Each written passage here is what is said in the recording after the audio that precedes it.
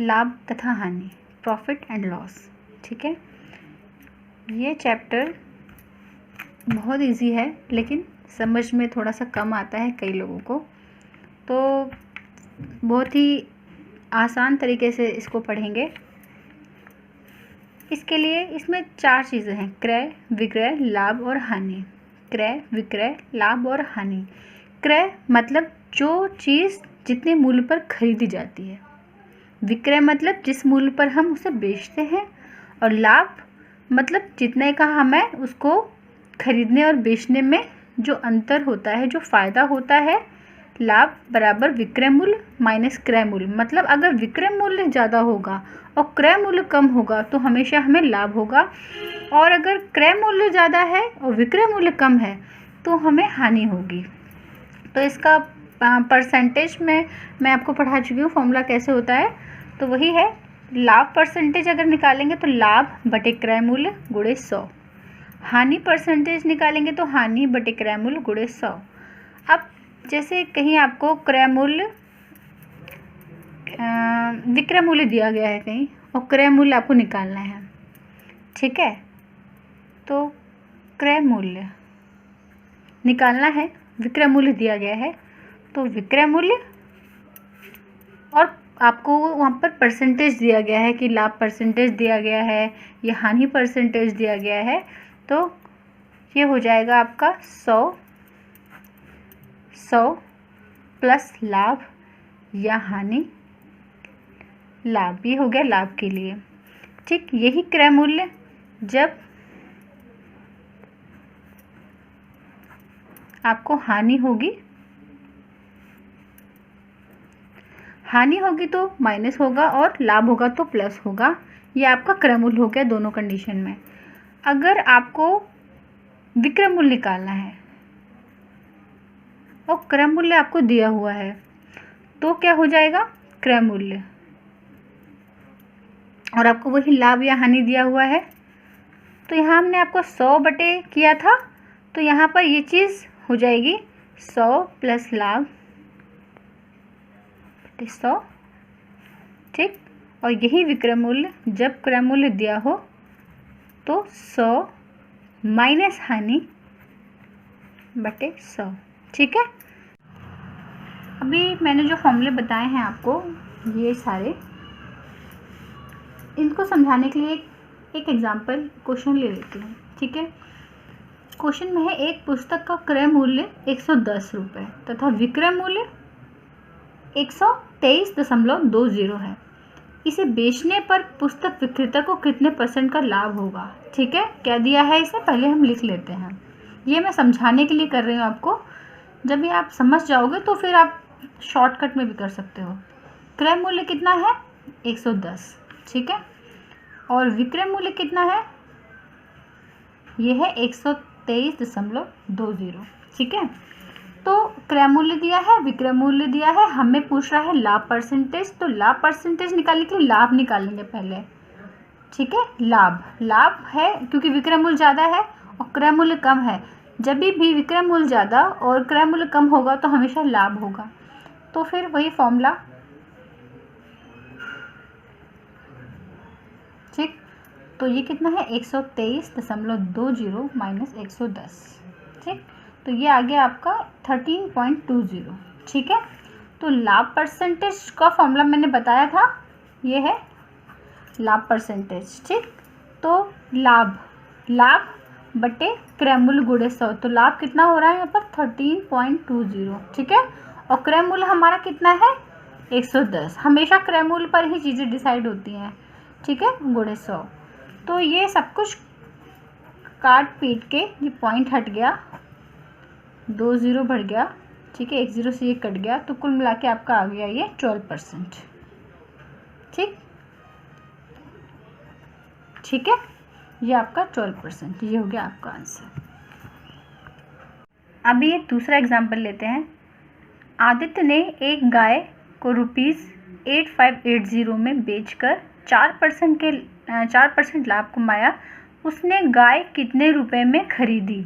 ठीक है, तो सबसे पहले देखा जाता है क्या क्या दिया गया है सवाल में। ठीक है, इतने रुपए में बेची, यानी कि विक्रय मूल्य कितना दिया है 8580। ठीक है, क्या दिया गया है, परसेंटेज लाभ दिया गया है। इन सब चीज़ों के मैं आपको ट्रिक्स भी बता सकती हूँ, लेकिन मैं चाहती हूँ पहले आप कॉन्सेप्ट समझ जाइए। जब कॉन्सेप्ट समझ जाएंगे ना, फिर आपको सवाल की ट्रिक्स खुद ही बना सकते हो। अब पूछ क्या रहा है यहाँ पर, खरीदी मतलब क्रय मूल्य। ठीक है, तो अब आप क्रय मूल्य आपको इसमें निकालना है। ठीक है, तो फॉर्मूला मैं आपको बता चुकी हूँ। क्रय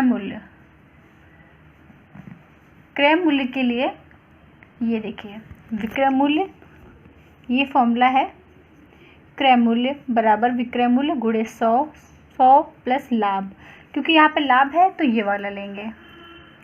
तो ये हो गया आपका 8580 इंटू 100/100 प्लस 4। ठीक है, तो ये हो गया आपका 8580 100/104। ठीक, तो आप इसको सिंप्लीफाई कर लीजिए जैसे भी आप कर सको।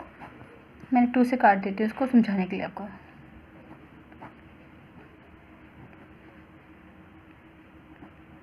ठीक है, फिर और कैसे कर सकता है देख लो, ये 13 से काट दो।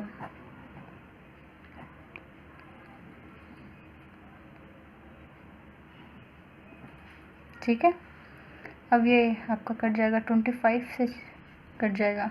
ठीक,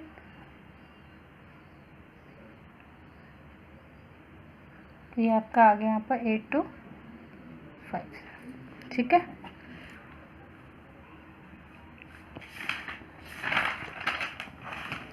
अब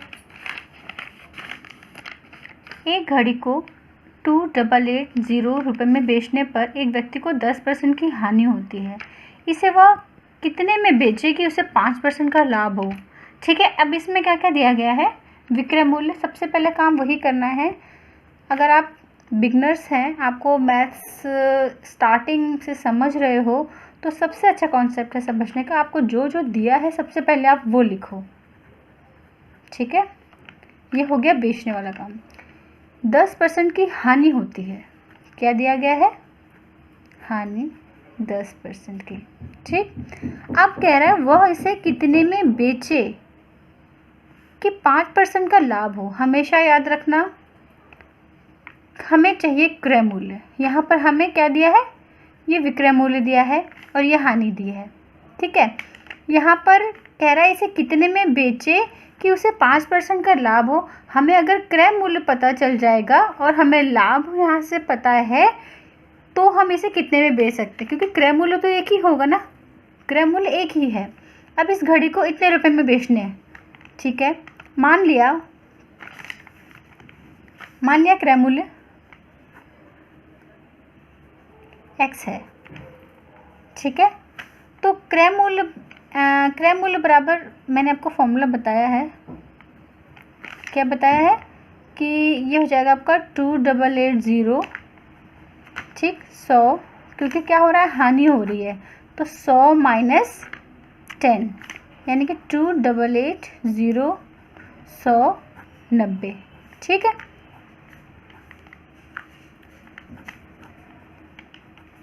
यानी कि 3200। ये 3200 ये आपका क्रय मूल्य है। क्रय मूल्य, कोई सामान 3200 रुपये में, ये जो घड़ी है 3200 रुपये में खरीदी गई होगी, फिर उसने इतने में बेची और 10% का उसने हानि हो गई उसको। ठीक है, तो स्टार्टिंग प्राइस क्या था जिस पे उसने उसको ख़रीदा था, ये था 3200 रुपये, वो हमें मिल गया। अब इसी घड़ी को वो पूछ रहा है, इस घड़ी को ही वो कितने रुपए में बेचे कि उसे 5% का लाभ हो। यानी कि अब हमें घड़ी का क्रय मूल्य पता है और हमें ये भी पता है कि 5% लाभ पर बेचना चाहता है, तो फिर हम उसका विक्रय मूल्य आसानी से निकाल सकते हैं। ठीक है, तो अब हम उसका विक्रय मूल्य कैसे निकाल लेंगे, हमने आपको फॉर्मूला बताया हुआ है। तो ये आ जाएगा आपका 3200 रुपये। ठीक, गुणे, ठीक, मैंने आपको बताया हुआ था, देखिए फॉर्मूला यहाँ पर, जब आपको विक्रय मूल्य निकालना हो तो। ठीक है, क्योंकि लाभ हो रहा है तो ये आपका हो जाएगा 105। ठीक, मैंने डायरेक्टली जोड़ के लिख दिया है इसको, बटे 100। ठीक, काट दीजिए इसको। अब आप इसको मल्टीप्लाई कर लीजिए। ठीक है, तो ये हो जाएगा आपका, फिर ये हो जाएगा आपका 3360 हो जाएगा। आप इसको मल्टीप्लाई करके देख लीजिएगा। देखिए, सबसे बड़ी बात फिर मैं आपको समझा रही हूँ, आपको सवाल में देखना है क्या दिया गया है। विक्रय मूल्य दिया था, हानि दी थी, हमें क्रय मूल्य नहीं पता था। अगर हमें किसी वस्तु का स्टार्टिंग प्राइस मतलब क्रय मूल्य पता होगा, ठीक है, तभी हम उसका आगे का प्राइस डिसाइड कर सकते हैं कि हम उसको कितने में बेचें। जब तक हमें क्रय मूल्य नहीं पता तब तक हम उसका नेक्स्ट प्राइस डिसाइड नहीं कर सकते कि हम उसको कितने में बेचें। तो हमने यहाँ से उसका सबसे पहले इन दोनों का यूज़ करके हमने उसका क्रय मूल्य निकाल लिया। ठीक है, अब हमें पता है कि हमने वस्तु इतने में खरीदी थी, तब हमने पता है कि 5% लाभ देना है, हमें 5% का लाभ चाहिए। अब हम उसका प्राइस ऐसे फिक्स करेंगे कि हमारा विक्रय मूल्य 5% लाभ देने के बाद में विक्रय मूल्य हमारा इस क्रय मूल्य पर ये हो जाएगा। ठीक है, समझ में आ गया। एक क्वेश्चन इस तरीके से आता है कि यदि किसी वस्तु को 5% की हानि की अपेक्षा 10% लाभ पर बेचा जाता है तो विक्रेता को 75 रुपये अधिक मिलते हैं। ठीक है, यहाँ से क्रय मूल्य पूछ रहे हैं। तो आप ये देखिए, दोनों ही जगह बेचने की बात हो रही है, 5% हानि पर बेचना और 10% लाभ पर बेचना। लेकिन जब तक हमें क्रय मूल्य नहीं पता होगा, हम ये नहीं बता सकते कि उसका प्राइस हम कैसे डिसाइड करें। ठीक है, तो सबसे पहले हम मान लेते हैं क्रय मूल्य। माना क्रय मूल्य 100 मान लेते हैं, हम 100 मान लेते हैं। ठीक है, हमने मान लिया क्रय मूल्य 100 है, तो विक्रय मूल्य कितना हो जाएगा इसका, फॉर्मूले के हिसाब से आगे भी अगर हम करें तो कितना हो जाएगा हमारा 100। ठीक है, मैं आपको पूरी तरीके से लिख के इसलिए समझा रही हूँ ताकि आपको समझ में आ जाए, कहीं से कोई कन्फ्यूज़न ना रहे। क्रय मूल्य 100, ठीक, और ये हो जाएगा क्योंकि 5% की हानि है तो 100 माइनस 5 बटे 100। ठीक है, यानी कि 95। हम इसको डायरेक्टली भी लिख सकते थे, लेकिन क्योंकि आप बिगनर्स हैं तो मैं आपको हर एक चीज़ समझाना चाहती हूँ। ठीक है, और ये तो हो गया आपका तब जब 5% की हानि होती है। ठीक है, और जब ये आ गया आपका विक्रय मूल्य और ये क्रय मूल्य, जब क्या होगा 10% लाभ पर बेचा जाए, 10% लाभ पर बेचा जाता तो क्रय मूल्य तो एक ही रहेगा, 100 ही है क्रय मूल्य। ठीक है, लाभ जो है वो 10%, कंडीशन दूसरी हो गई। क्रय मूल्य कितना है 100, विक्रय मूल्य कितना हो जाएगा, फिर विक्रय मूल्य हो जाएगा 110। ठीक है, 110 हो जाएगा विक्रय मूल्य। पहले कितना विक्रय मूल्य था 95, जब 5% पे हानि पे बेच रहे थे। जब 10% लाभ पर बेचा तो विक्रय मूल्य कितना होगा 110। दोनों का डिफरेंस कितना है 15। ठीक है, अब देखिए यहाँ पर जब 15 का डिफरेंस है, ठीक है, 15 का डिफरेंस, तो क्रय मूल्य कितना, तो आपका क्रय मूल्य कितना है 100, और जब 1 का डिफरेंस होगा तो 100 बटे 15। ठीक है, और हमें बात कितने की हो रही है 75 रुपये। अगर 75 रुपये का डिफरेंस होगा तो 100 बटे 15 75। ये तो आपको लोग को आता ही होगा कि 15 का डिफरेंस है तो 100, 1 के लिए भाग, और जब इससे ज़्यादा है, 1 से ज़्यादा है तो गुणा। ठीक है, तो यानी कि 300। ठीक है, 15 पचे 75 कट गया ये, और फिर 500, यानी कि ये आंसर आ गया। तो समझ में आ गया क्या था कॉन्सेप्ट। यदि किसी वस्तु को 5% हानि की अपेक्षा 10% लाभ पर बेचा जाए, यानी कि दोनों जगह ही बेचने की बात हो रही थी, विक्रय मूल्य की बात हो रही थी, क्रय मूल्य नहीं दिया था। हमने मान लिया क्रय मूल्य 100, विक्रय मूल्य यहाँ से निकाल लिया। जब हम 5% हानि पर बेचते हैं तो विक्रय मूल्य ये, अगर हम इस पर नहीं बेचते और 10% यदि लाभ पर बेचते, क्योंकि क्रय मूल्य तो एक ही होता है। आप कहीं से कोई वस्तु खरीद के लेके आएंगे तो उसका प्राइस तो आप उतने ही का लेके आए ना, फिर आप चाहें तो उसको कम में बेचिए, ज़्यादा में बेचिए, वो आपके ऊपर है। तो अगर हम 10% लाभ पर बेचना चाहते हैं तब आपका विक्रय मूल्य ये आ जाता है। तो यहाँ पर विक्रेता को 75 रुपये अधिक मिलते हैं, ठीक है। तो यानी कि इन दोनों में डिफरेंस कितना है, 15। जब हम 100 रुपये मानते हैं क्रय मूल्य तब दोनों में 15 रुपये का डिफरेंस आता है। तो जब 15 रुपये का डिफरेंस आता है तो हमने क्रय मूल्य 100 माना था एक का, तो ये, और 75 का तो 500 रुपये, ठीक है।